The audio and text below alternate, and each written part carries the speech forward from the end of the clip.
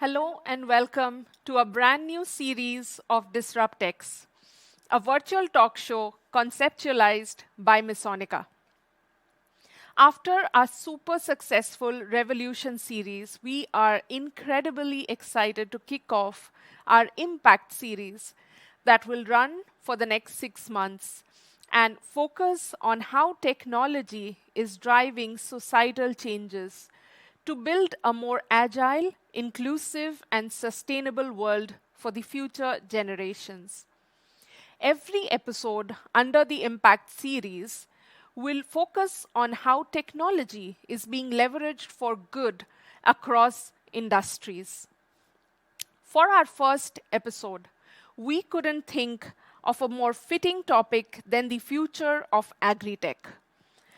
With the world's population expected to touch the 10 billion mark in 2050, smart farming technologies are proving to be the answer to feed a hotter and more crowded world by maximizing production while minimizing negative impact on the environment. See agritech space. The Kingdom of Saudi Arabia's Sustainable Agricultural Rural Development Program is aimed to boost local production, processing, and marketing of fruits, fish, livestock, Arabic coffee, and cultivation of rain-fed crops, while Qatar's national food security strategy aims to make the country 30% self-sufficient in red meat, 70% self-sufficient in eggs and greenhouse-produced vegetables, 95% self-sufficient in fresh fish, and 100% self-sufficient in fresh dairy products, poultry, and shrimp by 2023. In the UAE, Dubai is now reportedly home to the world's largest vertical farm called Emirates Crop One or Eco One, a 30,000 square feet facility with a capacity to produce over 2 million pounds of leafy greens annually. On that note, allow me to welcome our speaker for this episode, Nikita Patel, founder of Oasis Greens, one of UAE's newest local farms. A very warm welcome to DisruptX, Nikita. Thank you so much for joining us on the show today. Thank you so much. Thank you so much for having me. It's such a pleasure and looking forward to speaking more about what I love to do and love to talk about. Absolutely, such a pleasure to have you with us. And exactly that I'm going to take as my starting point. What really inspired you to set up a concept like Oasis Greens? And how are you taking hydroponic farming to the next level with your concept? Yeah, sure. So it's interesting that everyone thinks hydroponics is a new concept. Actually, it dates back to centuries, but it's only become popularized off late. The way it came into my life is, I've been born and raised in Dubai myself. And even though living in a desert, my grandparents, who we lived with, loved to cultivate fresh fruits and vegetables in our backyard. So even though we live in a desert, we were able to grow everything from mangoes to watermelon to tomatoes. And growing up with that, I always valued fresh produce. Now, the issue in the region, because of the climate, is that you can only grow a lot of the fresh produce effectively and cost effectively for about 50% of the year. So, kind of in 2017, so about 5 years ago, when there was geopolitically there were issues, and all of a sudden food security became not just a theoretical concept. It was kind of experienced by many of our neighbors firsthand. I started thinking about, okay, if this is if this is the case, how can we build and invest in local food production to make sure that, you know, here in the UAE we do have that sense of food security, and we do have the capabilities to feed the population, you know, should anything happen externally. So that's when kind of the concept came into mind. And, you know, we did a lot of research, a lot of development, visited farms and visited, you know, various different types of controlled environment agriculture systems around the world to figure out what makes the most sense here in the UAE. And that's when we stumbled upon hydroponics. And specifically, what we did is in early 2020, we built an indoor vertical hydroponics farm here in Jebel Ali. So 20 minutes from, you know, the heart of the city. So that's kind of our journey so far with Oasis Greens. And that sounds amazing, you know, to be able to not only make a real difference in the agri-tech space, but also somewhere be able to combine your passion and what you grew up seeing. And now that you're part of the regional agri-tech landscape, I would really like to touch upon how you see technology, regulations, and investments working together to enhance local food production, particularly in our region, which has historically been very import reliant. Yeah.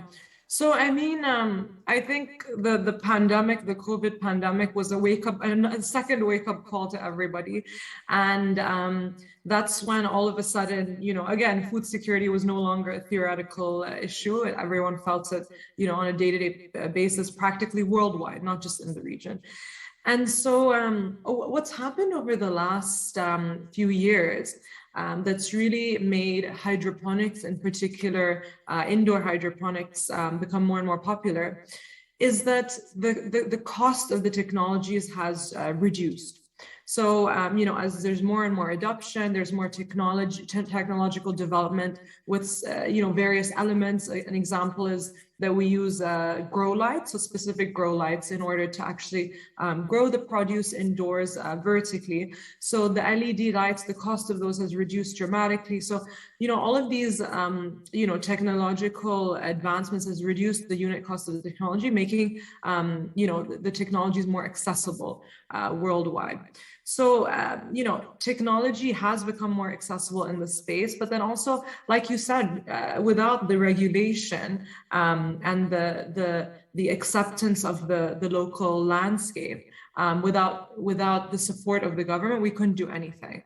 So it's just been amazing that since, you know, we've started our farm, there has been, you know, a push and a promotion of and local as well as national authorities really supporting local food production and cultivation.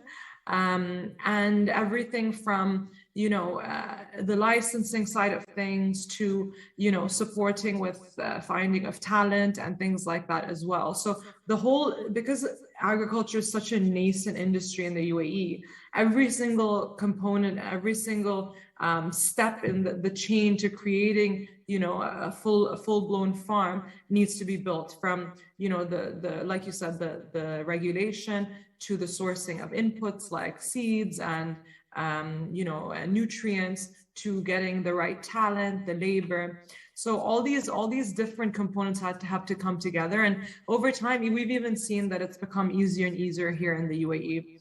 And as a result, the last component, what you mentioned, is that investment is flowing into the region, into this specific industry.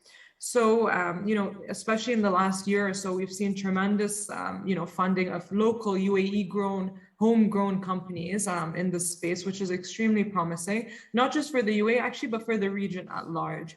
And so I truly believe we're just on the precipice, we're just at the start of the controlled environment agriculture, so to speak, revolution. And it's really a necessity. It's really a necessity, not just for the region, but for the world at large.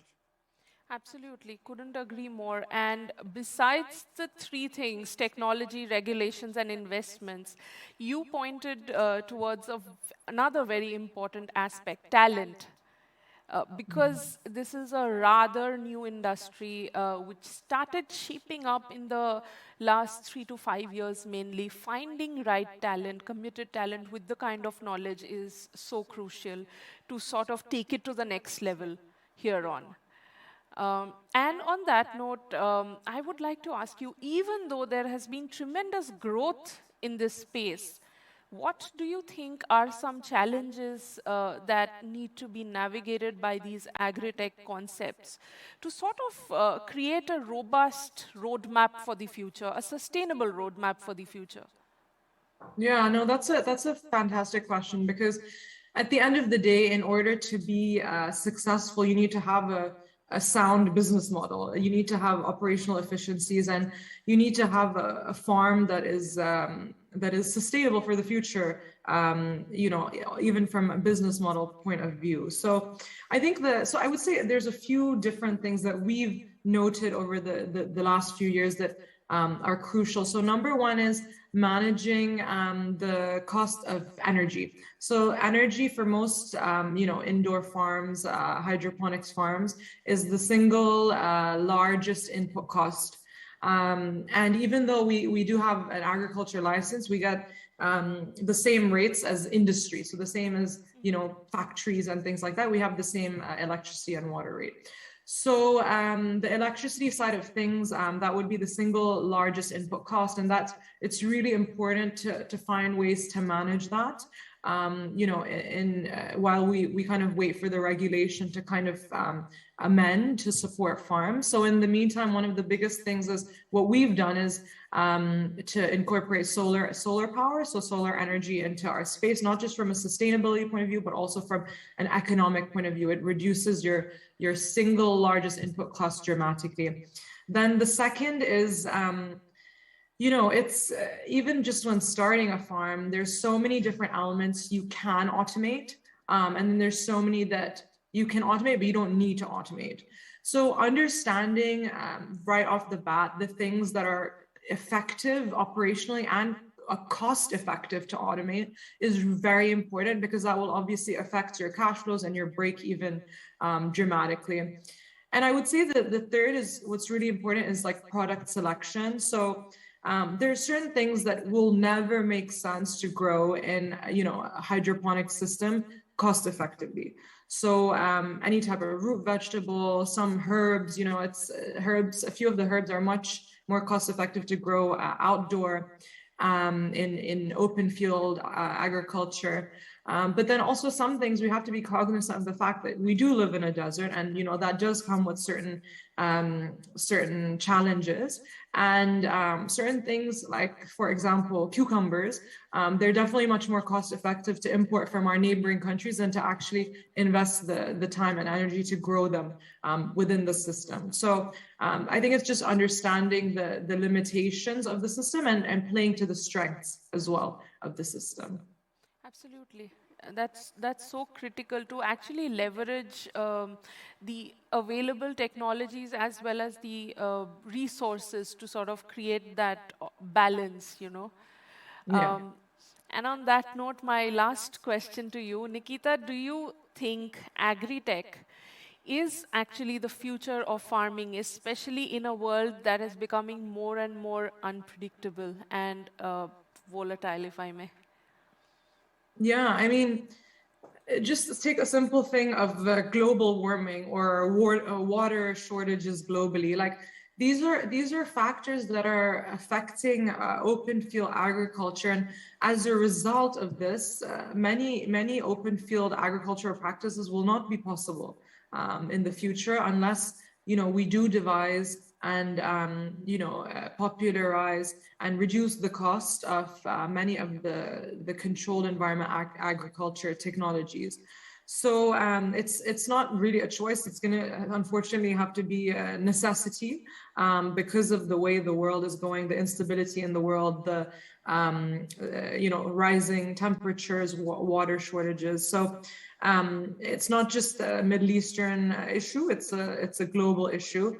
But and also from the point of cold storage, so cold storage and logistics infrastructure, even countries where that have an agriculture-based economy. The issue in many of those countries is having the correct supply chain and the cold chain infrastructure in order to transport these perishable goods in a timely manner. So with all these factors, agritech by necessity has to be the next step in this industry for many reasons, but from a cost perspective, from a viability perspective, as well as an efficiency perspective. Thank you so much for joining us on the show and sharing some incredible insights, Nikita. My pleasure. Thank you so much.